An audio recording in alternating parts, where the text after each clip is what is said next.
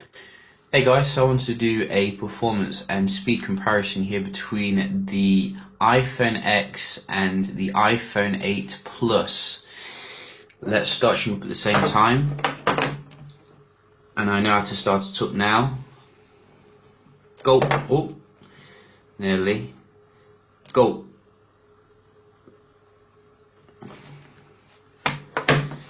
So the main thing I've been encountering with the iPhone X is how difficult it is to use compared to your traditional iPhone. And I think, whoa, iPhone 8 Plus just beat the X there, I think. What you would need to slow that down. I think if you are looking for an easier to use experience, maybe the 8 would, satisfy you a little bit more, because it does retain the fingerprint scanner or Touch ID. And also it has all the gestures that we do know and love from before. But nevertheless, let's see how they do compare here. We're going to open up a few apps, everything's been closed down, and see if there's any differences here. Swipe away. So I think they're both running the same setup in terms of the processor.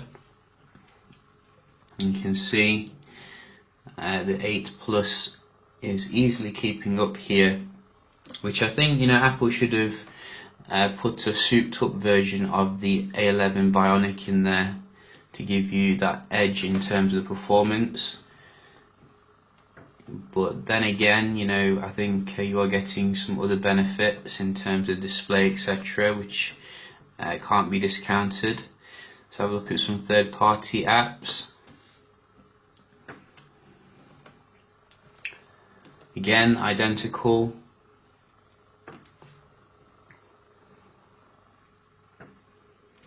Oh, so 8 Plus there, only just. And that was the X. One more. X again. So X coming back there. Let's try some games, see if there's any differences there. And then we can check out the multitasking. So again, I can see, I'm getting redirected. I didn't know that this happened on iPhones. I thought it was just Android. Let's use the multitasking here. And yeah, again you can see I think the X is doing pretty well when it comes to your games. Definitely in terms of display, I mean the contrast level is out of this world. Makes the colours pop, etc.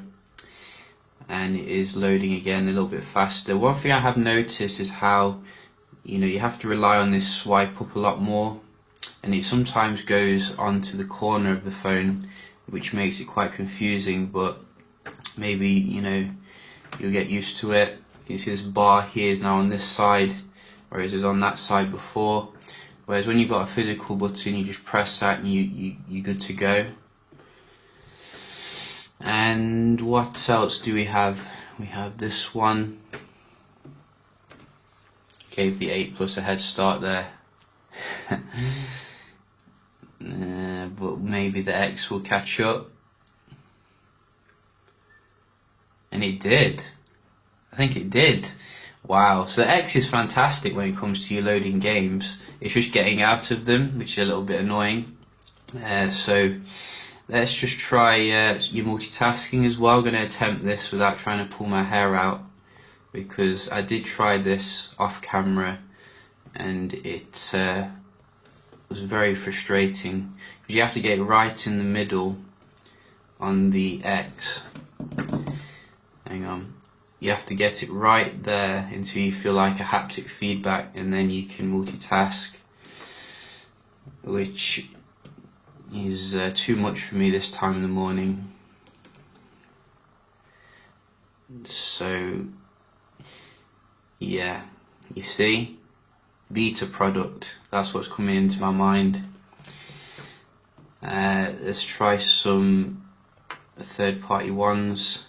This one Doesn't seem to be any reloading. I think they're both coming with oh, you can get multitasking doing that. I didn't know that. You see, I'm learning something every day here with this phone.